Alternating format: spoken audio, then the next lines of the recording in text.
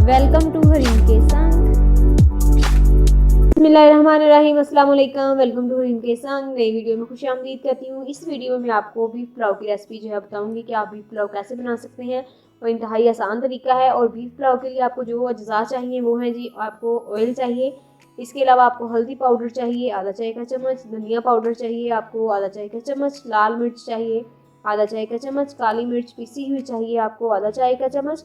यहाँ पे table spoon नहीं बता रही, चाय का चम्मच बता रही हूँ, आपको इतना चाहिए। गरम मसाला पाउडर चाहिए आपको आधा चाय का चम्मच, दही आपको चाहिए आधा कप, हरी मिर्चें 4 अदद, चावल चाहिए आपको आधा किलो।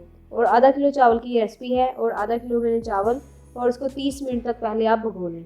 इसके अलावा लौंग 8 अदद चाहिए, दालचीनी 1 टुकड़ा, बड़ी इलायची आपको चाहिए 1 अदद, साबुत काली मिर्च हाफ चाय का चम्मच, सौंफ हाफ चाय का चम्मच, साबुत सूखा धनिया भी आपको आधा चाय का चम्मच चाहिए, जीरा आधा चाय का चमचा, तेज़पात के पत्ते चाहिए आपको 2 अदद, बीफ भी आधा किलो चावल है और आधा किलो हमने बीफ लिया है।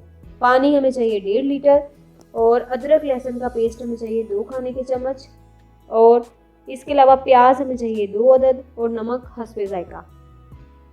अब इसकी क्या तरकीब है, आपने इसको किस तरह बनाना है। कुछ लोग इसको प्रेशर कुकर में पहले से गोश्त को बॉयल कर लेते हैं, लेकिन अगर बीफ पुलाव बनाना चाहते हैं तो आप इस रेसिपी को आप प्रेशर कुकर की मदद से भी गोश्त को हिला सकती हैं।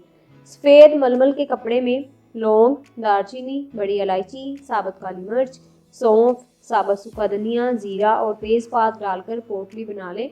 अब एक पतीली में आप गोश्त लें, प्याज, अदरक, लहसुन, नमक, पानी और बनाई हुई पोटली डालकर इसे इतना पकाएं कि आपका गोश्त गल जाए।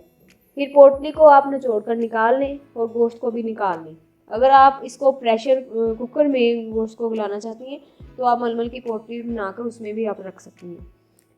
अब एक बड़े पतीला लें, उसमें तेल और प्याज डालें, प्याज को हल्का ब्राउन कर लें। अब इसमें अदरक लहसुन का पेस्ट शामिल करें और अच्छी तरह मिक्स कर लें। फिर इसमें निकाला हुआ गोश्त, नमक, लाल मिर्च, हल्दी पाउडर, धनिया पाउडर, काली मिर्च और गरम मसाला पाउडर शामिल करें और इसको अच्छी तरह मिक्स कर लें। अब इस मसाले में आपने क्या करना है कि बाद में मिक्स करने के बाद दही डालें और उसको तेज़ आंच पर गोश्त को अच्छी तरह भून लें। हरी मिर्च शामिल करें और गोश्त वाली जो यखनी है उसी का आप इस्तेमाल करें। इसके लिए अलहदा से आपको पानी नहीं दरकार है, वही पानी को आप यूज़ करें।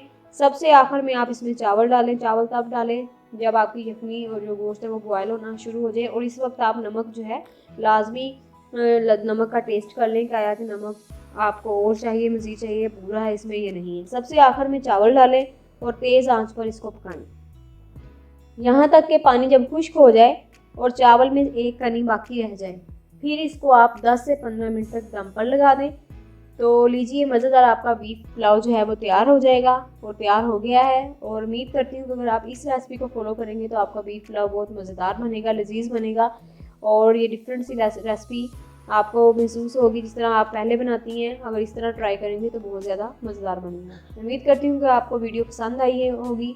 वीडियो पसंद आए तो इसको लाइक करें, इसको शेयर करें, चैनल को सब्सक्राइब करें, और मज़ीद ऐसी डिफरेंट वीडियोज़ के नोटिफिकेशन हासिल करने के लिए बेल आइकन को लाजमी प्रेस करें। अल्लाह हाफिज़।